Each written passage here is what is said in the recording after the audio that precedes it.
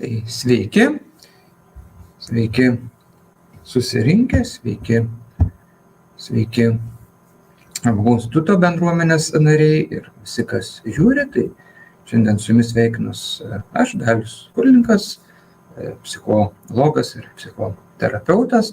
Ir šiandien tokia gan specifinė tema pakalbėti norėjau apie intelektą ar ne, intelekto koeficientą ir jo įtaką mūsų gyvenimui ir su kuo jisai yra susijęs, kaip jį galime suprasti. Dėl ko nusprendžiau šitą temą pasirinkti? Dėl to, kad apie intelektą, IQ ir visą kitą daug tokių ir mitų sklando ir kartais jisai toks kaip dalykas į bendrosios populiacijos, tarkim, pavadinkim, kalbą yra įėjęs, ar ne, kad žmonės savo bendraudami sako, pas tą aukštas, pas tą žemas IQ, kartais su humoru, kartais netgi mėgindami įžeisti komentaruose naudoja. Taip pat yra daug internetinių visokių neva teigiančių, kad matuoja intelektą testų, bet prie to prieisim, kurie iš tikro neaišku, ką matuoja, bet greičiausiai ne intelektą, ar ne, greičiausiai kažkokius kitus dalykus ten matuoja ir kaip atskirti patikimą nuo nepatikimo intelekto testo, ar ne, validaus nuo nevalidaus ir taip toliau. Ir taip pat tai tokia viena, sakyčiau, kaip kam dar galiau pasidalinsiu, tokių gali būti kai kam ir šviesesnių ir ne temų pusių, o kai kam ir tamsesnių. Ir tam tikrą prasme, sakyčiau, čia yra bent jau kas liečia tokią mokslinę literatūrą ir man asmeniškai viena tokių liūdnesnių literatūrų, bet būtent gal atskleisiu, dėl ko taip yra ir taip toliau. Tai keletas priežasčių, tiesiog noriu, kad žmonės žinotų, kaip suprantamas tas intelektas šiuolaikiniai psichologijoje ir ne, ir kuom jisai gali būti svarbus arba kokią reikšmę turėti mūsų gyvenimam ir taip toliau. Gerai, tai dabar, kaip aš visad mėgstu ar ne, pradėti nuo apibrėžimo, nes nuo to, kaip apsibrėšim ir priklausys visi tolesnis suvokimas ir kiti dalykai. Dabar intelektas ar ne, jisai turi daug skirtingų apibrėžimų šiuo metu, vis dar skirtingi autoriai šiek tiek skirtingus aspektus pabrėžia ir šiai dienai dar yra labai daug diskusijų, labai daug visokių, ar ne, visokių tokių pamastymų, visokių tokių ginčių vis tik, kas tas yra intelektas, kas jau nebėra intelektas, tiek apie žmogaus intelektą kalbant, tiek dabar ir dirbtinis intelektas ar nesparčiai vystosi, tai ir tų apibrėžimų visokių skirtingų galim pamatyti. Bet taip savo esmė, dėl ko sutarė dauguma autorių arba dauguma žmonių, kurie tyrinėja intelektą, kurie praktiškai taiko intelekto testus ir taip toliau, kad ar ne, galim kokie esminiai komponentai, kaip galima apibrėžti. Tai pavyzdžiui, vienas iš Amerikos psichologų asociacijos ar ne apibrėžimų yra siūlomų, kad intelektas yra gebėjimas suprasti abstrakčias ir kompleksiškas idėjas, efektyviai prisitaikyti prie savo aplinkos, efektyviai mokytis iš patirties ir efektyviai gebėti žaisti su abstrakčiom idėjom ar ne, logiką, analizę, sintezę taikyti ir visai tas idėjas sujungti, permastyti ir atpažinti tam tikrus dėsningumus pasaulyje ar ne, arba tam tikrose specifinėse kažkokiose užduotyse, vietose ir taip toliau. Ne?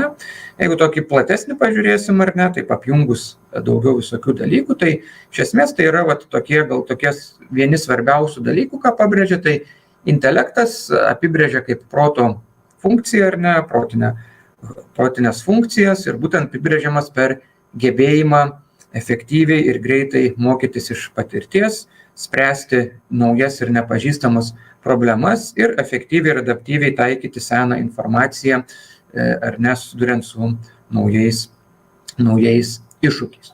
Tai jeigu viską taip susumavus, iš esmės intelektas vis tik pasakoja ar ne, kalba apie protinius gabumus, kaip reiškia, kiek mes efektyviai gebame tam tikrą informaciją apdoroti, analizuoti, kaip greitai ir efektyviai gebame mokytis ir kaip greitai ir efektyviai gebame prisitaikyti prie savo kintančios aplinkos, prie kintančių dalykų, prie įvairių naujovių ir taip toliau. Ne? Tai iš esmės tokių keletą svarbiausių turbūt dalykų, dėl ko suturia dauguma žmonių, kurie tyrinėja ir kurie ar ne bando tai apibrėžti. Tuo pačiu pripažindami ir priimtami, kad dažnai mes iki galo neturim, kad visą žmogaus intelektą apibrėžtumėm, ar ne? Ir to labiau mes neturime priemonių, kurie išmatuotų visą tą intelekto ar ne funkcijas, tai prie to neužilgo prieisiu, kad tas priemonės, kurios turim, jos matuoja tik tam tikrus aspektus, ar ne? Tam tikras funkcijas, tam tikras funkcijų intelekto aspektus. Ir taip pat skiriasi dar ar ne, kaip intelektą suvokia, tarkim, ekspertai tyrinėjantis jį ir kaip suvokia, tarkim, žmonės, kurie nėra niekad tyrinėję arba taip turi tik tai tokį bendrinį suvokimą. Tai, pavyzdžiui, ekspertai ar ne ir tyrėjai, taip toliau, kurie suvokia tarpusavėje, tai intelektą apibrėžia per tokius svarbiausius dalykus, pabrėžia, kad tai yra kiek žmogus efektyviai geba spręsti problemas, ypač nepažįstamas jam naujas problemas, kiek efektyviai geba jas išspręsti, susigaudyti ir taip toliau. Toliau ir prisitaikyti prie aplinkos, ar ne. Ir tie ekspertai pabrėžia ar ne daugiau tą tokį problemų sprendimą, ypač abstrakčių problemų sprendimą, tokių intelektinių problemų, strateginių problemų sprendimą ir taip toliau. Tuo tarpu žmonės, ar ne, kurie, tarkim, nėra ekspertai, bet taip pat žmonės iš gatvės, pavadinkim, ar šiaip daug dažniau intelektą maišo arba priskiria, pavyzdžiui, mandagumą ir socialinės kompetencijas, kad sako, koks inteligentiškas arba intelektualus žmogus, ar ne, tai dažniausiai apibūdina tą žmogų, kuris yra pagarbus, mandagus, ar ne, ir gebantis taip sutarti su kitais, arba tokios turintis socialinės kompetencijas ir taip pat dažnai tokiais kaip geba, turi kiek žinių sukaupęs ir taip toliau. Daug dažniau žmonės šitą pabrėžia. Tai socialinės kompetencijos iki tam tikro lygio yra susijusios su intelektu, bet ne tiek stipriai. Iš tikrųjų, čia yra tokie atskiri gebėjimai. Dar prie to prieisime, ar ne? Ir dabar, jeigu kalbam apie intelekto testus, intelekto testavimą ir taip toliau, tai yra daug siauresnis dalykas negu pats intelektas. Tai čia sutarė visi tyrėjai, kad žmogaus intelektas toks kaip tas visas, kas sueina į tą gebėjimą mokytis ar ne, mokytis iš patirties, gebėjimas spręsti problemas, ypač naujas nepažįstamas problemas, efektyviai prisitaikyti prie kintančios aplinkos arba kintančių parametrų įvairių situacijų ir taip toliau, ar ne, kad visa tai, kas apima, kad testai tik tai dalį to pagauna, kad viso tokio intelekto šiai dienai nėra priemonių, kuri būtų galima išmatuoti. Bet taip pat nepaisant to, ar ne, kad neturime to gero tokio apibrėžimo, vis tik intelekto testai turi didžiulę praktinę vertę ir kas liečia apskritai socialinius mokslus, tame tarpe ir psichologiją, tai jokio kito veiksnio, kuris taip patikimai prognozuotų tam tikrus dalykus arba būtų taip susijęs su tam dalykais, nieko kito panašaus neturi. Netgi, pavyzdžiui, asmenybiniai veiksniai tam tikrais aspektais netiek stipriai gali prognozuoti, leisti tam tikrus dalykus, kiek intelekto testai įvairūs. Ir iš vienos pusės tie intelekto testai, ar ne, arba intelekto matavimas yra toks vienas ir didesnių psichologijos pasiekimų ir taip pat yra vienas tokių vietų, kur labai daug kritikos sulaukia, daug ginčų sulaukia ir taip toliau. Tai svarbiausias toks punktas yra, kad intelekto testai, ar ne, nors ir turi labai didžiulę naudą, tuoj pasidalinsiu kokią, jie vis tik neapima viso tokio kaip ar ne žmogaus intelekto, tai žmogaus intelektas daug plačiau suvokiamas. Ir vienam netgi simpozime, ar ne, tie, kur buvo būtent žmonės, kurie tyrinėja intelektą, kurie atlieka tyrimus, kurie to domisi ir taip toliau, netgi su tokiu truputį humoru pasakė, kad mes neturim, sako, gero apibrėžimo, tai sako, intelektas yra tai, ką matuoja intelekto testai.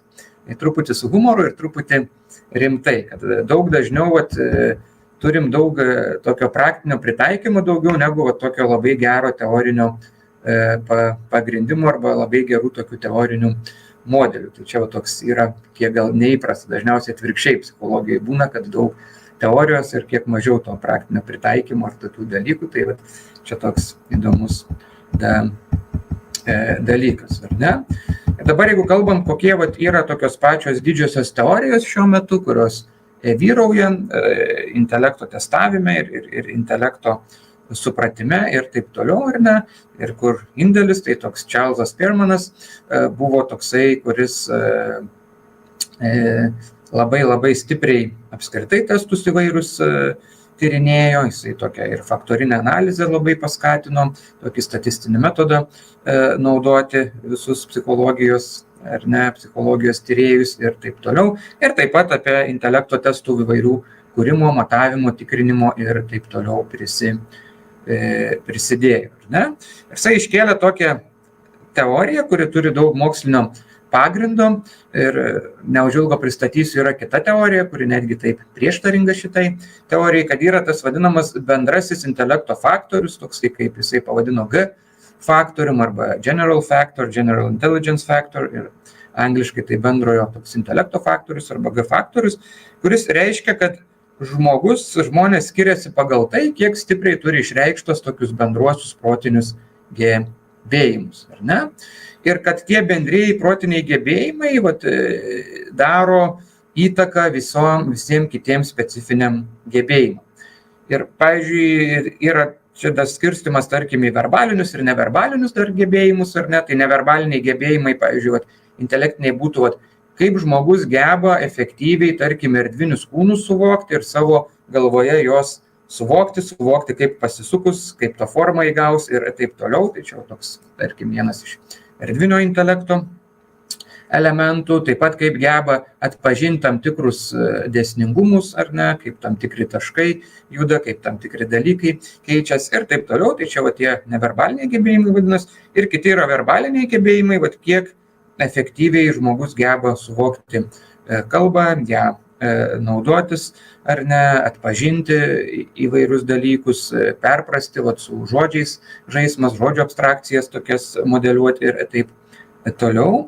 Tai nors šitie dalykai gali skirtis, bet esmė yra, jeigu tas žmogus, kuris turi aukščiau išreikštą bendrąjį tą intelektinį gebėjimą, greičiausiai turės ir visus kitus tokius aukščiau išreikštus, negu tas žmogus, kuris turi gal kad ir labai išreikštą vieną specifinį, bet pas jį vis tiek yra žemesnis bendrasis faktorius. Tai žodžiu, kad yra bendrasis faktorius, kuris daro įtaką visiems kitiem, ar ne, mūsų protiniam gebėjimam, tik tiek, kad tie protiniai gebėjimai specifiniai gali čiut varijuoti, bet jie vis tiek labai priklauso nuo to bendrojo tokio gebėjimo. Ne?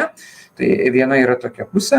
Kaip alternatyva tokia siūlo yra toks Howard Gardneris, jisai siūlo tokio daugialypio intelekto teoriją, kad yra šiuo metu jisai išskiria 9 tarpusavyje nesusijus, ar ne, kaip atskirus intelektinius gebėjimus, kur žmogus gali, pavyzdžiui, vieną labai daug išreikštą turėti, kitą mažai ir taip toliau, ir kad jie tarpusavyje nėra susiję. Aš dar prieisiu prie tos teorijos tokios, jinai turi daug ribotumų, bet tarkim, tokie netgi matot prieštaringi kartais požiūrio taškai.